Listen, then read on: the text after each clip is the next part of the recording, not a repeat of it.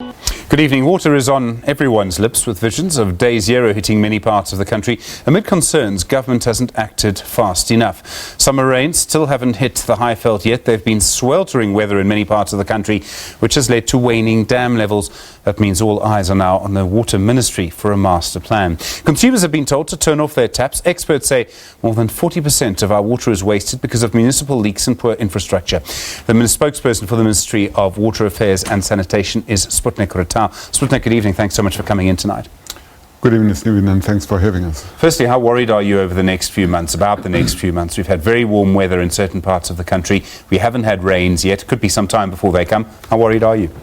We are concerned. We are worried. The high temperatures are not helping. Consumption patterns continue to be high. And therefore, the combination of that as a starting point do not make for a very good picture going ahead.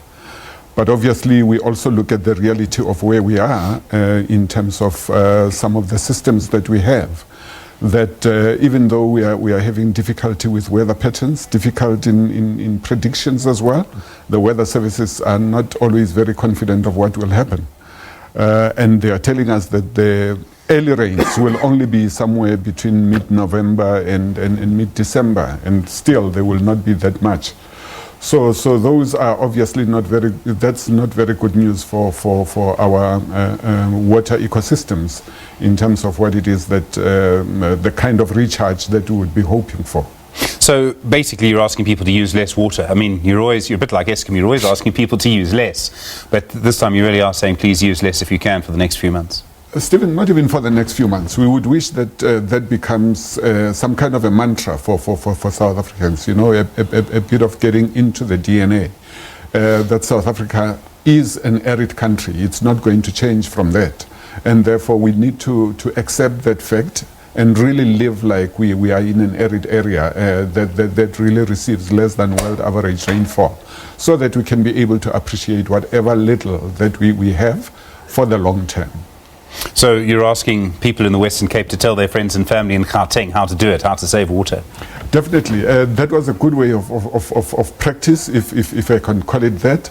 The unfortunate thing is that now the consumption patterns in the Western Cape are beginning to go on the up, which is not a good thing, because they need to remember where we were in 2017, which was not a very good place. And obviously, the Western Cape came in very late to the drought that started in 2014, if you remember. If you remember the difficulties of the Free State, KZN, Limpopo, Northwest, with a lot of, the loss of a lot of livestock, and so on. So the reality is we are going to be in this state for quite a bit, because getting out of the drought in itself is going to take quite a bit of time, nothing less than 5 years at least, to get out of the impact of the drought that we have experienced from 2014 to about 2017. Okay, let's talk about infrastructure now. So in the medium term, we're seeing more and more people moving into Gauteng and more people moving into the Western Cape. The Western Cape particularly has lower rainfall than it used to have, and yet it's got a higher population. So where do you start as a department? And I would imagine you start with building a dam and fixing the infrastructure you already have. The first part, Stephen, is to look after what you have already.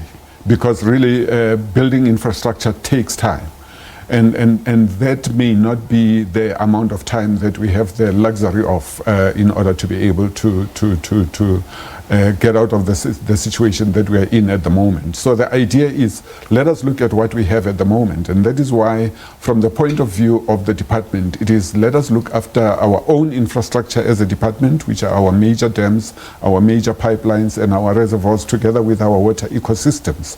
Because part of what we are looking at is that we actually need water ecosystems that have got good quality at source, so that one, it becomes cheaper to treat that water, but secondly, you have less to be concerned about in terms of your waterborne diseases and things like that. Moving on into reticulation, which is where our major issues are, where municipalities, some of them because of lack of capacity, not just technical capacity, but also they are not able to, some of them, attract the kind of revenue that is able to attract and retain the capacity that they need to look after their infrastructure. And therefore you find in the ultimate Either it fails because there's no technical capacity, but sometimes it is also because the money that's supposed to look after that infrastructure actually goes on to do other things which are different. I mean, if you go onto national radio and you ask people, what's your water supply like from municipality, you'll get hundreds of calls from people, you will know this, who will complain about the problems in their area, and particularly in three main provinces, in Mpumalanga, Northwest and Limpopo. And then, of course, the classic case of a council that hasn't done its maintenance is Mfuleni in Gauteng, where we still today have raw sewage being pumped into the Vaal River. Is there a maintenance problem? I mean, municipalities, actually, it's not just about resources. Sometimes maybe it's about political will. I understand municipalities have to make difficult governance choices. Is there a sort of problem with maintenance generally that we need to look at? There is difficulty with maintenance. It's a reality that we have recognized. I think it's part of what will be coming out in terms of probably when Minister launches the master plan, it will talk to that as well. But if you go back a few years as well, if you remember the infrastructure summit that was held with COCTA especially leading that charge, where there was a decision to say municipalities need to make a conscious decision to reserve about 10% of their basic budget towards infrastructure. And remember, Stephen, that even beyond the budget that they receive as municipalities, there is the municipal infrastructure grant that they receive from COCTA. We do have our regional bulk infrastructure grant that goes towards supporting municipalities, the water and sanitation infrastructure grant, as well as the accelerated community infrastructure projects that are funded. And therefore, for as long as we are not able to really ring fence that kind of funding and make sure that nothing else happens to that funding except to pay for infrastructure, especially maintenance, because infrastructure development is more long term and it is funded kind of differently. But in the main, we have to look at that infrastructure that is currently in place that can be able to make sure that we are able to continue to supply a basic service, which is water services. Yeah, I mean, it's obvious that we need more water storage in the Western Cape. We need a bigger dam system there. Are we going to build one?